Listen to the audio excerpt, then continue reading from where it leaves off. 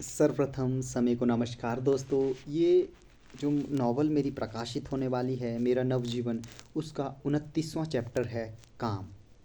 काम यानी आप सब जानते हैं दोस्तों, काम को इंग्लिश में सेक्स कहा जाता है। तो इसके ऊपर ही सनम ठाकुर ने लिखा है, सनम आमोर फाती ने लिखा है।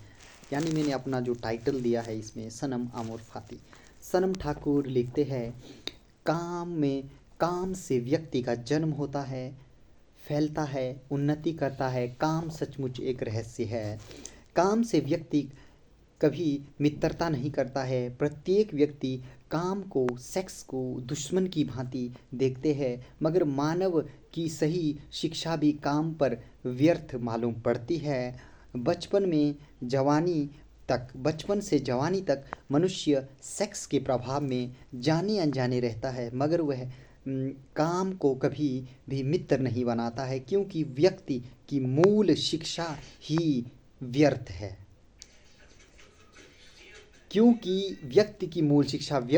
कोई कॉलेज, महाविद्यालय या कोई भी माता पिता, गुरुजन, यहाँ तक सोसाइटी व्यक्ति को काम का ज्ञान नहीं देते हैं। सभी काम का विरोध जाने अनजाने में करते हैं, मगर काम धीरे धीरे बढ़ता रहता है। मनोवैज्ञानिकों के अनुसार 100 में से 90 महिलाएं सेक्स से पीड़ित रहती है, ट्रॉमा में रहती है। ये वैज्ञानिकों का मानना है दोस्तों।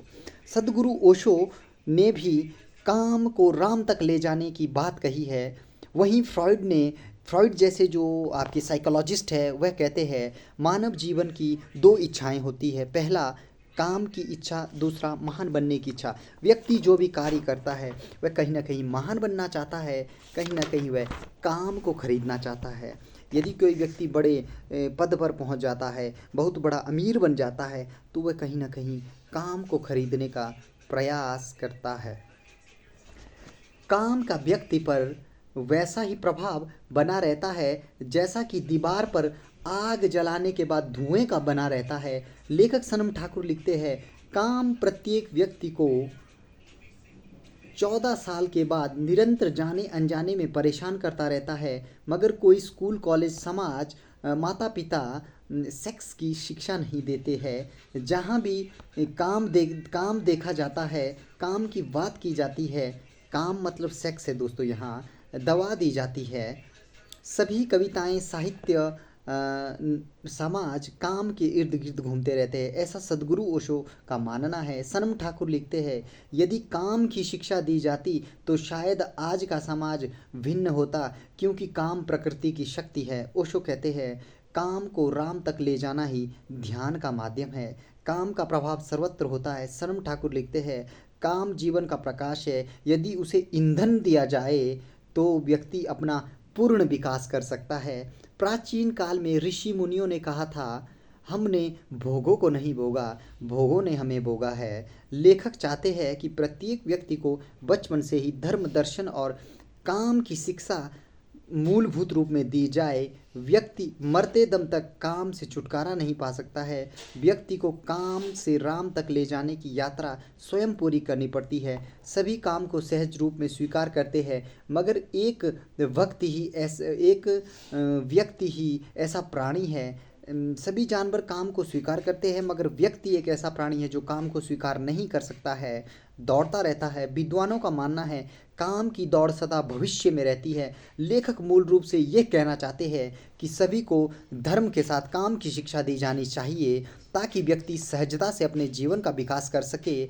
जब तक शिक्षा में काम और राम बनने की शिक्षा नहीं दी जाती, तब तक शिक्षाएं व्यर्थ है, क्योंकि प्रत्येक व्यक्ति के भीतर शैतान रहता है। समाज में यदि बुराई है तो उसका कहीं ना कहीं कारण सेक्स ही है, जिसको हमने दबा दिया है। तो इसी के साथ अंत में मौत को नमस्कार दोस्तों। ये 29वां चैप्टर था मेरी नॉवल का। ऑनलाइन इसीलिए उपलब्ध करा रहा हूँ ताकि आज की दौर में यदि किसी को टाइम नहीं मिलता है पुस्तकें पढ़ने का, तो यूट्यूब एक अच्छा माध्यम है, फेसबुक अच्छा माध्यम है, इंस्टाग्राम अच्छा माध्यम है। मगर मैं जो बार बार एक बात कहता हूँ, यदि एक समय ऐसा आएगा दोस्तों, आपको सब कुछ जो आपने सीखा है उसको भूलना पड़ेगा। प्रोफेसर रजनीश ने, ओशो ने भी ये कहा है। तो इसी के साथ अंत में मौत को नमस्कार।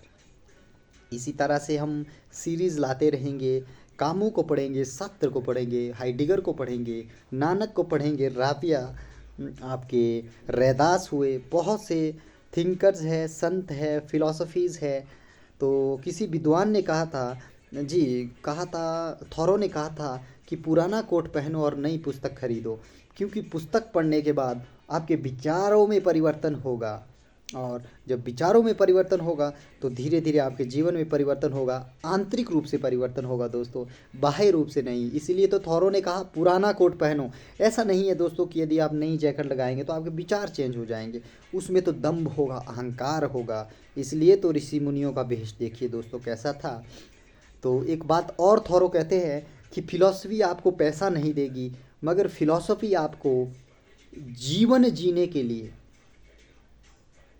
फिलॉसफी आपको पैसा नहीं देती, फिलॉसफी आपको पैसा नहीं देती, फिलॉसफी आपको सिंपल और आज़ाद ज़िंदगी जीना सिखाती है। तो इसी के साथ अंत में मौत को नमस्कार दोस्तों। अगली सीरीज़ भी लाएंगे धीरे धीरे।